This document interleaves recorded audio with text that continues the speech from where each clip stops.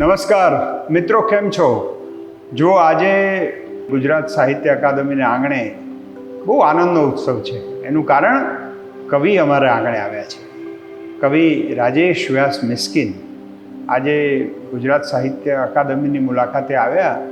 અને કવિ આવે એટલે શું થાય? રસ છલકાય, રસની અનુભૂતિ થાય. અને એટલા માટે રસાનુભૂતિના આ નવીનતમ ઉલ્લાસમાં હું રાજેશભાઈ આપનું સ્વાગત કરું છું. નમસ્તે સાહેબ. નમસ્તે. બહુ આનંદની વાત છે. આપણી જે ગઝલ પરંપરા છે એમાં એક શ્રેષ્ઠ અવાજ, પણ હું એ ગઝલોને એની રીતે જ જોવી નથી, આપણે અધ્યાત્મની દ્રષ્ટિએ જોવી. તમે જે રાજેશ વ્યાસ મિસ્કિનને ઓળખો છો એ એક સરસ રજૂઆત કરતા કે એક ગઝલકાર કે કવિ કે એક બહુ ઉર્મિશીલ વ્યક્તિ, આ બધી ઓળખો છે. પણ મારા મનમાં એક ઉમદા વ્યક્તિ જે બહુ મોટા સાધક છે, એક બહુ મોટો ગુજરાતી નામ આપણી વચ્ચે આજે સરસ પોતાનો અવાજ, એમની આપણે વિચારો સાંભળીશું. અને કેવું કવિતા કેવું કામ કરે છે, તમે એક પુસ્તકમાં ન લખી શકો એ વાત એક બે લીટીના શેરમાં કહેવાય એવી તાકાત એમની ગઝલમાં છે. તો રાજેશભાઈ, તમને જ ગમતી ગઝલથી શરૂઆત કરીએ. હા, એક બહુ મને ગમતી ગઝલથી વાત કરું. દેરી મંદિર શોધી શોધી લોક નિરંતર ફર્યા કરે છે. દેરી મંદિર શોધી શોધી લોક નિરંતર ફર્યા કરે છે. રોજ રોજ સરનામું બદલી જાણે ઈશ્વર ફર્યા કરે છે. રસ્તા જોયા, વાહન જોયા, વિચારને પણ જોતા શીખ્યો. રસ્તા જોયા, વાહન જોયા, વિચારને પણ જોતા શીખ્યો. કોઈ નથી જંપીને બેઠું, માણસ માતર ફર્યા કરે છે. પવન આવતા કરે ઉડાઉડ પ્લાસ્ટિકની હલકી કોથળીઓ. પવન આવતા કરે ઉડાઉડ પ્લાસ્ટિકની હલકી કોથળીઓ. જોયા છે મેં સુખના છાંટે ઘણાય અદ્ધર ફર્યા કરે છે. ગળી જાય છે બધાય સુખતું, ગળી જાય છે બધું ભલભલું. મનનું નામ ધરીને ભીતર ભૂખ્યો અજગર ફર્યા કરે છે. ને દર્શન છોડી પ્રદક્ષિણામાં રસ કેવો મિસ્કીન પડ્યો છે. વાહ વાહ.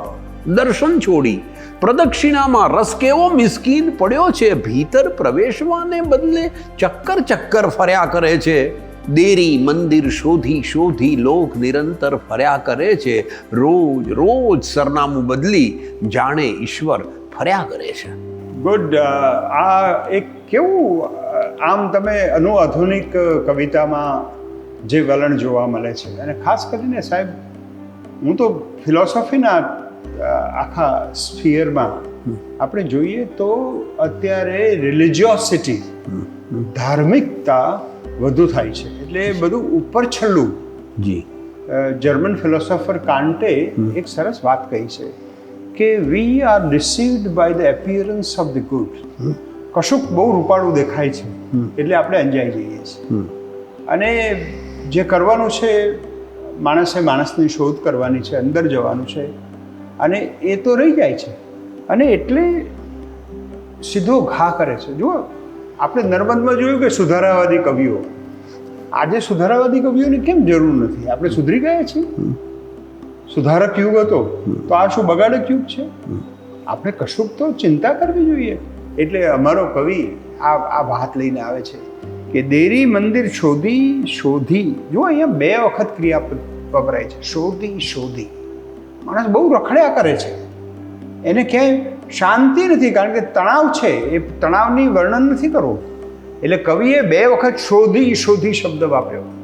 ભૂખ છે, ક્યુરિયોસિટી છે, વિજ્ઞાન છે, પણ શ્રદ્ધા ઊંડી નથી, શ્રદ્ધા છીછરી છે. અને એના લીધે એનો ક્યાંય અંત, ઠહેરાવ પણ નથી. એટલે નિરંતર આ જે અનસ્ટેબિલિટી છે. મને ભગવદ્ ગીતામાં કોઈ પૂછે કે સ્થિત પ્રજ્ઞ, એમાં સ્થિત શબ્દ શું કામ આવે છે? બરોબર. અને એનું અંગ્રેજી થાય છે સ્ટેબિલિટી ઓફ વિઝડમ. સ્ટેબિલિટી, સ્થિરતા, નિરંતર ફર્યા કરે છે. આ ફર્યા કરે છે જે મોશન છે એ મોશન એ આખું જે જગતનું જે ચલાયમાન દ્રશ્ય છે, આ જગત છે એ ગતિનું એક બીજું સરનામું છે. અને એના ઉપર કવિ એક અંગુલી નિર્દેશ કરે છે કે એવી આંગળી એવી જગાએ મૂકે છે આ ગતિ ઉપર. ગતિ તો હોવી જ જોઈએ. ચંદ્ર ફરે છે, સૂર્ય ફરે છે, પૃથ્વી ફરે છે, બધું ફરવું જ જોઈએ. પણ એ ગતિમાં એક કોસ્મિક લય છે, એક કોસ્મિક એનર્જી છે. એ પકડવાનું કામ ઉપનિષદના મંત્ર દ્રષ્ટાઓને હતું અને એ અમારા રાજેશ મિસ્કિનમાં પણ છે. અને એટલા માટે કહે છે કે દેરી મંદિર, આમ દેરી મંદિર એ તો પ્રતીક છે. મંદિર તમારું બરાબર, આપણે કોઈ મંદિરના વિરોધ નથી. મંદિર હોવું જોઈએ, દેરી હોવી જોઈએ, એમાં પૂજાપાઠ થવા જોઈએ. પણ એ તમારા જેના માટે છે, તમારું મન સ્થિર કરવા માટે. એ સ્થિરતા નથી આવતી અને માણસ શોધી અહીંના ત્યાં ભટક્યા કરે છે. એ ભટકાવ છે, એની સામે કવિ આપણને સાવધાન કરવા ફરે છે. અને એટલા માટે પછી ઠપકો મનુષ્યને આપવાને બદલે કવિ શિફ્ટ થાય છે. This is a big poetic shift. Poet is not talking to human being, he is talking to ઈશ્વર. કવિ કહે છે કે રોજ રોજ સરનામું બદલી જાણે ઈશ્વર ફર્યા કરે છે. ઈશ્વર, why you are shifting, why you are doing all this. તારે તો એક જ રહેવું જોઈએ, એકમેવ. એટલે તમને ઇનડાયરેક્ટલી ઈશ્વર સાથે વાત કરતાં કરતાં આપણા તત્વજ્ઞાનમાં એકો વહી સહ, એ એક છે. આ જે એક તત્વ છે, બ્રહ્મ તત્વ છે. સર્વમ ઇદમ બ્રહ્મ, સર્વમ ઇદમ ખલુ બ્રહ્મ. આ ખલ્વમિદમ બ્રહ્મ, આ જે ઉપનિષદના બધા વાક્યો છે એનો જાણે કે આપણને સાક્ષાત્કાર કરવા માટે ઓપનિંગ જે વાક્ય છે એમાં કવિ આપણને બહુ જબરજસ્ત વાત કરે છે. અને હું તમને કહું, આનું રિયલાઇઝેશન કેવી રીતે થાય છે તો સમજવા જેવું છે. કારણ કે એમની બા એમને આંગળી પકડી અને જે રીતે શાળામાં મૂકવા જતા હતા. રાજેશભાઈ, મને લાગે છે કે તમારા શબ્દોમાં જ સાંભળવું જોઈએ, કારણ કે આ બીજો સ્ટાન્જા છે ને, એ બહુ ઐતિહાસિક છે અને આત્મકથાત્મક પણ છે. જી જી. તો એ આ બીજી પંક્તિ કેવી રીતે આવી? રસ્તા જોયા, રસ્તા જોયા, વાહન જોયા, વિચારને પણ જોતા શીખ્યો. રોજ મારી માતા મને સ્કૂલે મૂકવા આવતી અને એક દિવસ એને મને કહ્યું કે હું તને ક્યાં સુધી રોજ રસ્તો ઓળંગાવીશ, રસ્તો ક્રોસ કરાવીશ, તું જાતે રસ્તો ઓળંગતા શીખ. અને એક દિવસે રસ્તાની એક બાજુ ઊભી રહી. આ 5મા 6ઠ્ઠા ધોરણમાં ભણતો છોકરો રસ્તો ઓળંગતો હતો અને એ રસ્તો ઓળંગતો હતો તો બહુ અઘરું લાગે. સ્કૂટર આવે, પછી રિક્ષા આવે, પછી મોટરસાઇકલ આવે, પછી ટ્રક આવે, ફરી પાછી મોટર આવે, કોઈક ફરી પાછું આવતું હોય ઝડપથી વાહન. અને એ બધાની વચ્ચેથી રસ્તો કાઢતા કાઢતા અડધે જઈને પાછો આવી જાઉં, થોડેક જઈને પાછો આવી જાઉં અને એમ કરતાં કરતાં અડધે સુધી પહોંચ્યો, અડધો રસ્તો ઓળંગ્યો. એટલે મેં એની સામે જોયું કે સરસ, મેં પણ જાણે જીત મેળવી હોય એમ જોયું હતું. અને એણે મને કહ્યું કે બસ એ રીતે બી રસ્તો ક્રોસ કર, બીજો ઓળંગ બાકીનો અડધો. એ રસ્તો મેં ઓળંગ્યો. હવે આ રોજનું થઈ ગયું. રોજ રસ્તો એ મને ઓળંગાવે અને એ ઊભી રહે આ બાજુ અને અમારે રસ્તો ઓળંગી જવાનો. આ પરિસ્થિતિમાંથી હું ઓચિંતો રસ્તો ઓળંગતા શીખી ગયો. મોટો થયો પછી મને કહ્યું કે હવે તારે મંત્ર કરતા શીખવું જોઈએ, પૂજા કરતા શીખવું જોઈએ. તમે કહું, બા હું પૂજા કરવા તો આપ મંત્ર કર. આંખ બંધ કરીને બેસવું તો મને તો કોઈ ભગવાન દેખાય જ નહીં. ભગવાનના ફોટા જે સામે હતા એ ના દેખાય. આંખ બંધ કરું અને પેલી રસ્તા ઉપર શાકવાળીનો અવાજ આવે, કુકરની સીટીનો અવાજ સંભળાય, ઝાંપાનો અવાજ સંભળાય, ફોનનો અવાજ સંભળાય. મેં કહ્યું કે આ મારાથી નહીં થાય, આવી રીતે પૂજા ના થાય. મને કંઈ મન જ નથી પેલું થતું. મારા તો બધું ક્યાંનો ક્યાંય ફરતો હોઉં છું. તો મારી બા અભણ હતી, બિલકુલ અભણ, અંગૂઠા છાપ. એટલે કારણ કે એના સમયમાં કોઈ સ્ત્રીઓ ભણતી નહોતી. એટલે એને કહું, મેં કહ્યું તું કેમ ના ભણી? મને કે હું નહોતા ભણતા. એણે ઓશો નહોતા વાંચ્યા એટલે થોટલેસ માઇન્ડની એને ખબર નહોતી. છાંદોગ્ય ઉપનિષદ કે ઉપનિષદો નહોતા વાંચ્યા એટલે વિચાર શૂન્યતાની પણ ખબર નહોતી. એ બિલકુલ. પણ એને મને એટલું કહ્યું કે તું રસ્તો કઈ રીતે ઓળંગ્યો હતો તે? તો મેં એને કહ્યું કે બા, રસ્તો ઓળંગવો હોય ને તો એક વાહન અને બીજું વાહન જાય એની વચ્ચે જગ્યા હોય. એ જગ્યા હોય ને એ જગ્યા શોધીને રસ્તો ઓળંગી લેવાનો. અને ભોળા ભાવે મને એમ કહ્યું કે આપણા બધાના મનમાં જે વિચાર ચાલતા હોય ને એમાં પણ જગ્યા હોય, એક વિચાર ને બીજા વિચાર સાથે ના હોય, એમાં જગ્યા હોય. આ મારા માટે બહુ મોટી વાત હતી. અને કોઈક તું વિચારજે, તારો એક વિચાર અને બીજા વિચારની વચ્ચે બહુ જગ્યા હશે કે છે. અને ધીરે ધીરે મને ખબર પડી કે હા, આ વિચારો, પહેલો વિચાર અમદાવાદનો હોય, બીજો વિચાર મુંબઈનો હોય, ત્રીજો વિચાર શાકભાજીનો હોય. તો પહેલી વાર મને વિચારોની વચ્ચે સ્પેસ હોય છે એ ખબર પડી. માં એ પહેલી ગુરુ છે. ગુરુ એવી જ માં છે, પણ માં એ મને શીખવાડ્યું. રસ્તા જોયા, વાહન જોયા, વિચારને પણ જોતા શીખ્યો.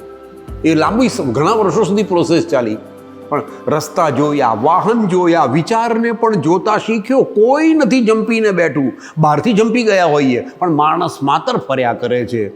દેરી મંદિર શોધી શોધી લોક નિરંતર ફર્યા કરે છે. વાહ, આ લોક તમે જુઓ, આ મને એક શ્લોક યાદ આવે છે યોગશાસ્ત્રનો. જી. લય સંબોધયેત ચિત્તમ ચિત્તમ વિક્ષિપ્તમ શમયેત પુનઃ. એટલે વિક્ષિપ્તમ શમયેત પુનઃ. લય, જ્યારે લયમાં આવી જાય મન, ત્યારે લય સંબોધયેત, એ વખતે સંબોધન કરવું જોઈએ મનને. જ્યારે લયમાં મળી જાય, જી જી, અને જો વિક્ષિપ્ત થાય તો એને ફરીથી સંબોધન, એને શાંત પાડવું પડે. એટલે આ યોગની બહુ સૂક્ષ્મ જે ક્રિયાઓ છે. કેનોપનિષદ, કેન પ્રેષિતઃ મનઃ. આ મનને કોણ પ્રેરણા આપે છે? તો વિચારો આપે છે. આ વિચારને જોવો, વિચારને ભાવાતીત ધ્યાન કરવું. મહેશ યોગી, તમે ઓશોને યાદ કરો. હું ટ્રાન્સકેન્ડન્ટલ મેડિટેશન, એ મેડિટેશનમાં પોતાના ઉપર પોતાને ઓબ્ઝર્વ કરવાના. બધી ધ્યાનની પ્રક્રિયાઓમાં બ્રીધિંગ, આપણો શ્વાસ જોવાની વાત કરે છે. શ્વાસને જુઓ એટલે વિચાર પણ અટકે. આ વિચાર શૂન્યતા પ્રાપ્ત કરવી, એ કવિ કેવી નાની અમથી પંક્તિમાં, જે તમને ઉપનિષદના ગહન ગ્રંથોમાં મળે, એ રાજેશભાઈ આપણી સાદી ગુજરાતીમાં આ લોક શિક્ષણ છે સાહેબ. આ ઉપનિષદનું લોક શિક્ષણ છે. અને એ તમે કેવું સરસ. અને પછી ત્રીજા સ્ટાન્જામાં તો આપણને કવિ એકદમ આ 21મી સદીમાં લઈ આવે છે કે પવન આવતા કરે ઉડાઉડ પ્લાસ્ટિકની હલકી કોથળીઓ.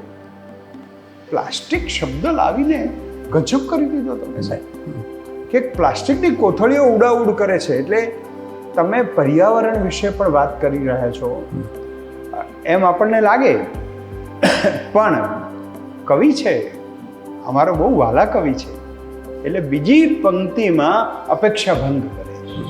મને એમ હતું કે આપણે સામાન્ય ભાવકને એમ થાય કે પ્લાસ્ટિકની ઉડતી કોથળીઓ આવે છે તો હવે ગાયની વાત આવશે, હવે પર્યાવરણની વાત આવશે, કે ગાયનું માણસ એનું કલેજું, એનું ઉદર બગાડે છે આ પ્લાસ્ટિકની કોથળીઓ. પણ પ્લાસ્ટિકની કોથળીઓ ઉડાઉડ કરે છે. અને પછી શું જોયા છે મેં, કોણ આ કવિએ શું જોયું છે એ જોવાનું છે. યહ પશ્યતિ સ પશ્યતિ, કે સુખના છાંટે ઘણાએ અદ્દર ફર્યા કરે છે. આ માણસ અદ્દર થઈને ફરે છે. થોડું નાનું સુખ મળ્યું હોય, પ્લાસ્ટિકની કોથળીને થોડું કંઈ પેકિંગ થઈ ગયું હોય ને ઉપર 2 સિક્કા વાગ્યા હોય, એના લીધે આમ એટલો બધો ઉચકાઈ જાય છે. અને સહેજ પવન આવે, સહેજ અનુકૂળતા પડે નસીબની, અને કંઈક નાની મોટી સિદ્ધિ મળી હોય, પદ મળ્યું હોય, પૈસા મળ્યા હોય, પ્રતિષ્ઠા મળી હોય, એટલે એકદમ હવામાં આવી જાય છે. એવી પ્લાસ્ટિકની કોથળીઓ બહારથી તમને ટ્રાન્સપેરન્ટ લાગે. પ્લાસ્ટિકની કોથળી બહારથી તમને ટ્રાન્સપેરન્ટ લાગે, બહારથી તમને શોભાયમાન લાગે, પદાર્થને બરાબર અંદર મૂકી અને ચકાચક એને ગ્લેમર આપે, એનું ઝળહળાટ વધારે. આ બધું હોવા છતાં પણ જ્યારે હવામાં ઉડતી થઈ જાય છે એ પ્લાસ્ટિકની કોથળીઓ આપણા માટે બહુ પર્યાવરણની રીતે પણ શાપરૂપ છે. પણ આવી રીતે ઉડાઉડ કરે ખાલી પવનના સ્પર્શથી, એવી જ રીતે કેટલાક મનુષ્યો પણ નાના સુખના છાંટા, આ છાંટો શબ્દ વાપર્યો છે અદ્ભુત. એટલે સુખને તમે એક પ્રવાહિતા આપી, સુખના છાંટા ઉડે છે, અને એ છાંટાથી જ એક નાનો છાંટો અડે અને માણસ અંદર જતો રહે, એટલે ઉપર ઉચકાઈ જાય, અભિમાની થઈ જાય, એનો અહમ વધી જાય. એટલે આ આખી વાત કવિ એવી રીતે રજૂ કરે છે કે સુખના છાંટે જોયા છે મેં, ઘણાએ અદ્ધર ફર્યા કરે છે અને ગળી જાય છે બધાએ સુખ. હવે કવિ એકદમ ફિલોસોફિકલ વાત કરે છે આપણી સાથે. તમે જુઓ, દેરી મંદિરમાં લઈ ગયા અને તમારી રિલિજિયોસિટી ઉપર તમે શું કરો છો જઈને? તમે ઈશ્વર સાથે વાત કરો છો કે નહીં?